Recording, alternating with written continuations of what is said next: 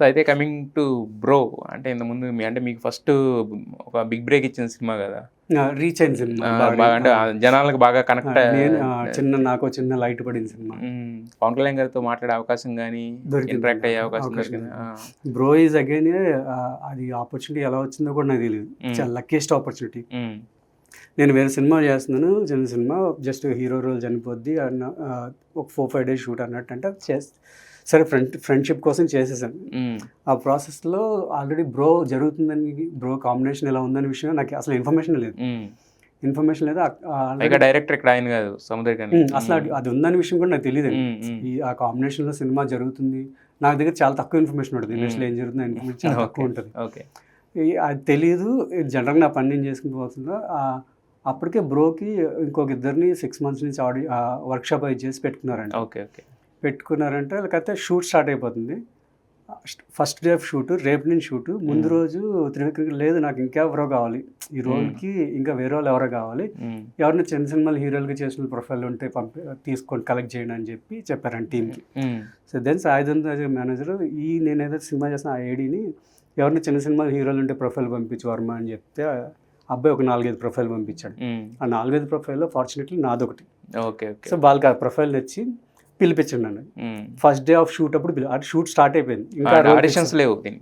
లేదు. First day of shoot start అయిపోయింది.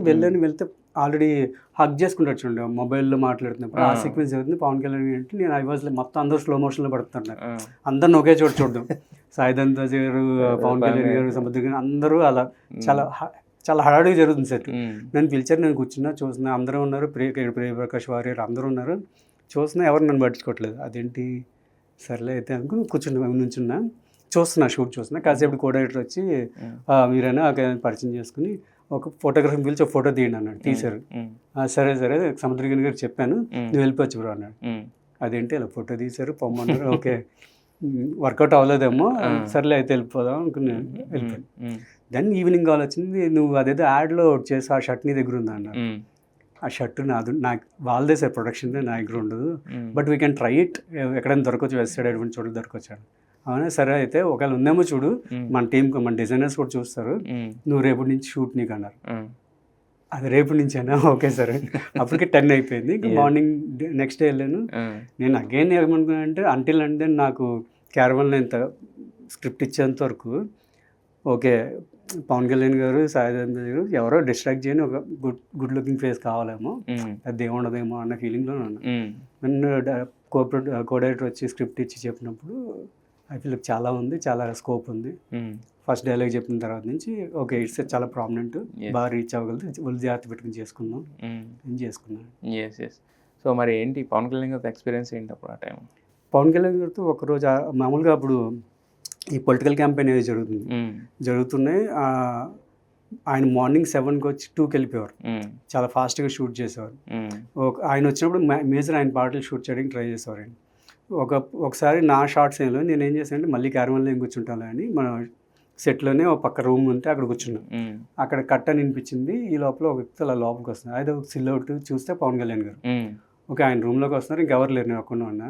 సరే కంఫర్టబుల్గా ఉంటుందో లేదో అని చెప్పి నేను లేచి వెళ్ళిపోతుంది చేయాలో పట్టుకుని పర్లేదు రండి కూర్చోండి అని చెప్పి కూర్చోబెట్టారు. ఈ డిస్టెన్స్లోని కూర్చోబెట్టారు. ఐ లైక్ ఇక ఇమాజిన్ ఎలా ఉంటుంది ఆ పరిస్థితి, ఊపిరాడిన పరిస్థితి. ఎంత కూర్చున్నారు, ఎప్పటి నుంచి చేస్తున్నారు, ఏ పేరేంటి, ఏ ఊరివి క్వశ్చన్స్ అడిగారు. అడగగానే ఇంకా అసలు టప ఐఏఎస్ ఎగ్జామ్ రాసినట్టు ఆన్సర్ చెప్పేస్తాం. సో ఈ వాజ్ లైక్ ఈ లోపల అసిస్టెంట్ ఏదో కొబ్బరి నీళ్ళు తీసుకొచ్చారు, ఇచ్చారు, తాగాం. ఆ క్వశ్చన్స్ అన్నీ అయిపోయినాయి. ఆ కొబ్బరి నీళ్ళు ప్రసాదంలో తాగేసా. దెన్ ఇలా కూర్చుని ఇంకేమైనా అడగండి సార్ అన్నట్టు చూస్తున్నా. ఐ వాజ్ లైక్ ఇక రెస్పెక్ట్ ఎలా తెలపాలి ఇలా ఉన్నాను కాస్త చిన్న బంతిలో అలా ముడుచుకుంటూ ఒక 15 minutes అలా చూస్తూ కూర్చున్నాను. That is the greatest experience. ఆయన ఎనర్జీస్ని ఫీల్ అయ్యే అవకాశం దొరికింది. ఓకే అది ఒకసారి కలిసింది, ఇంకా అంతే అండి. అది ఒకసారి కలిసా. అది ఇంకా యూనివర్స్ అలైన్ చేయాలి, ఎప్పుడెప్పుడు కలుస్తుంది. అయితే సాయిధరం తేజ్ గారు కూడా అప్పుడు అంటే ఒక మేజర్ ఇది నుంచి బయటపడిన తర్వాత చేసిన ఇది కదా. సో మరి ఆయనతో ఎలా ఉండేది అంటే, ఎందుకంటే ఎక్కువ శాతం ఆయనతోనే కదా మీ కాంబినేషన్స్. మరి అంటే చాలా బాగుండేది అండి.